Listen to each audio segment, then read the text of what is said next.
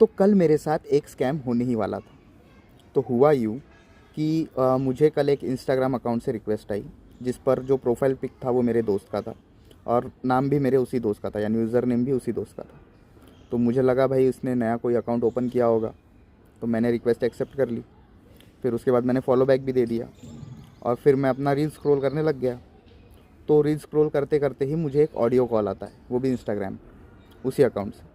तो फिर मैंने जैसे ही वो ऑडियो कॉल उठाया, सामने वाले ने कुछ नहीं बोला, बस सिर्फ इतनी चीज़ बोली कि मैसेज देख मैसेज देख, यानी वो उसने मराठी में बोला मैसेज पा मैसेज पा।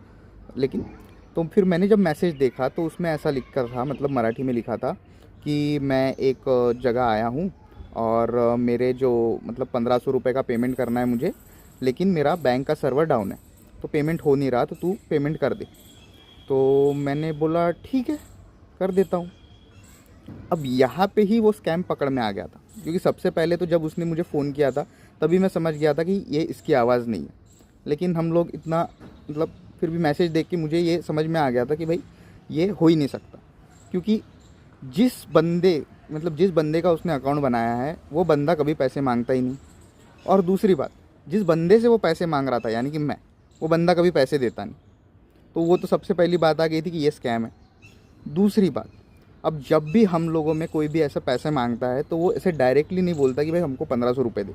हमारा पहला क्वेश्चन ये होता है कि भाई तेरे अकाउंट में कितने पैसे, क्योंकि हम सबको पता है हम सब नल्ले हैं, हम सब के अकाउंट में पैसे नहीं होते। लेकिन वो इतना नूब था, यानी वो स्कैमर इतना नूब था कि उसको कुछ भी आइडिया नहीं था, और वो उसके अकाउंट मतलब उसका अकाउंट बना के उसने मैं सिर्फ मुझे ही नहीं बल्कि और 2-3 जनों को भी ऐसा स्कैम करने की कोशिश की। ये मुझे तब पता लगा क्योंकि जैसे ही उसने मुझे मैसेज दिया तो मैंने उसको बोला हाँ मैं करता हूँ, रुक, और कौन से इस पे करना है, क्योंकि मैं डायरेक्टली ये नहीं बोल सकता था कि भाई तू स्कैमर है, मुझे पता था कि वो स्कैमर है। इसलिए मैंने उसको पूछा भाई किसको करने हैं, तू भेज। तो उसने मुझे QR कोड भी भेजा, बोला ठीक है। फिर जैसे ही वो आया मैंने मेरे दोस्त को कॉल किया और मैं उसका मज़ा लेने लगा कि भाई देखो पैसे की ज़रूरत है, इतना क्या मुझे मैसेज कर रहा है, अगर बोलता मैं कॉल कर देता, मैं भेज देता। फिर उसने बोला कि भाई किसी और को भी ऐसा ही मैसेज आया है, उसका वो ब्लॉक कर, उसको रिपोर्ट मार और बाकी वो सारी डिटेल्स मुझे भेज दे ताकि मैं स्टोरी पर डाल के बाकियों को भी दिखा सकूँ।